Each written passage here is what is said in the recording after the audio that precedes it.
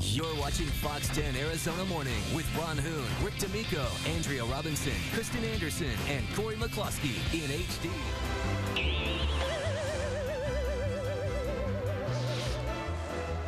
There he is. There's Corey. Whoa, what's wrong with you? What happened to you, buddy? I know. Well, you know, I shouldn't have jogged down from Litchfield and Waddell to Litchfield and Camelback. No, that's I'm just kidding. Far jog. Where do you think I am? I mean, when you look around at a room like this, where do you imagine we are? Motel 6. I want to take a nap. West Valley Resort. Yeah, I do too. We are actually at the Phoenix Neurology and Sleep Medicine Lab. You know, you've heard about people with sleep troubles. This is where they come, to a beautiful place like this. And Dr. Troy Anderson is with us. I'm totally wired up. You were able to wire me up ahead of time, but I assume that there must be many, many people who don't feel great. They wake up feeling so-so, but they don't even know why, right? That's right. There's a lot of people that have daytime sleepiness, and there's a lot of reasons why they can have a good night's rest. Very important for your health. But one of the biggest things we see here today, the most common disease, is something called sleep apnea. And sleep apnea is when you stop breathing at night, and that can increase your risk for heart attack, stroke, and heart failure. Now, would you say that if someone snores, is that like a warning sign? Or I mean, I assume that it's not good for your partner, for sure. So snoring could be a sign of something else. Snoring can cause divorce, but besides that, when divorce. I wasn't going that far, but go ahead. I've seen it happen. Really? Wow. Yes, but if you combine snoring with other things, like if you're sleepy in the daytime, if somebody sees that you stop breathing, if you not just from a pillow over your face, but right. If you have problems with depression, high blood pressure, other things like that, could indicate that snoring is more than snoring, and you have sleep apnea that we talked about. Well, I'm rigged up to see if I would have something like that. Here's some of the options. They're not the most attractive, but boy, they can really change your life, can't they? Yes, they can. So what these things do, this is an air splint, and what it does is it pushes the airway open to open up the airway, and so that way air can be delivered to the oxygen, and to the lungs, and you can exchange oxygen. Now that's not a cool clock radio, but that's a good-looking machine. That drives the whole operation, right? That's right. This is the latest machine. They're getting the technology is incredible. So this looks like a clock radio that you can put on the side, so it looks pretty. And before they had these old ones that look kind of. Yeah, you don't want that. You want to represent. Right, exactly. And you can get these neat skins where you have like the Cardinals or one of your favorite teams. All right, well, let's head down the way here and we'll show folks where all the technology actually happens. Now, you must have a night shift working here because people sleep at night, right? That's right.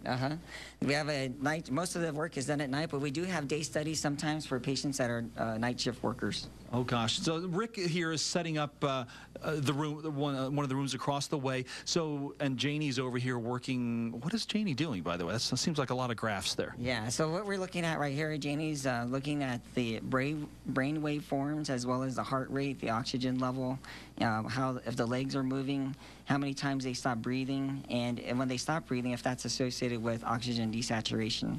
So that's for sure. Wow. So you'll take a whole picture of someone's sleep experience. And do you find that when people come to your lab, are they sleeping normally? I mean, is it once they kind of get used to the room and all, they're not like, it's not weird for them, huh? No, actually, this is what we did in our sleep lab. I've been a director of many sleep labs, one for the Navy. But we made our sleep lab model after a San Francisco hotel, St. Francis. Oh, yeah. So that's why. Isn't that where they shot the TV series Hotel? They did. I think they did. But as you can see in our lab, because it looks so beautiful and our sleep efficiency rates are around 95%, typically labs get around 65 to 70%. So they sleep really well. And the drive for sleep is stronger than the drive to eat. And so people do sleep. They're ready to go, but they will sleep. Okay, and who's your most likely patient? We have about 30 seconds. Can you kind of wrap it up for us? Who is going to end up here? The patients that are going to up here are the ones that are having problems with snoring, daytime sleepiness.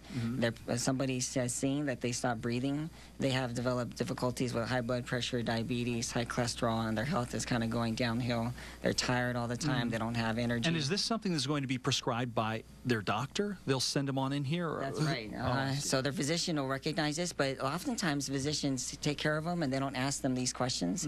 And so if they're having problems with these things, they need to bring it up with their doctor. Very good. All right. Well, Well, it's Dr. Troy Anderson with the Phoenix Neurology and Sleep. Well, this, I don't need that or that. One, that's too many. No, no, yes. I'm kind of a one pill. Well, I want this, but I'm kind of a one pillow guy.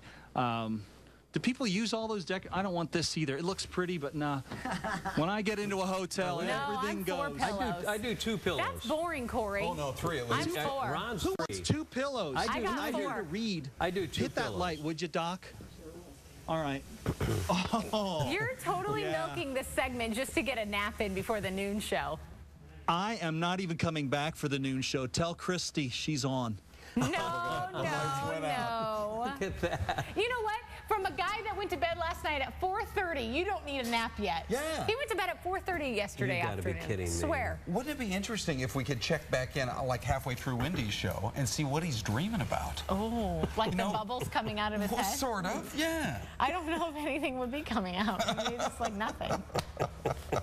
Didn't you say once when we're just sitting there, we're Nothing. not thinking about anything? That's Nothing. That's like right now. They're saying, "Oh, you just guys keep talking to the end of the show," and I'm going, "Do do do do do do That. Is this really Corey? Nothing going on. Or are we just... Oh. Yeah. So Corey's going to sleep us out. He's gonna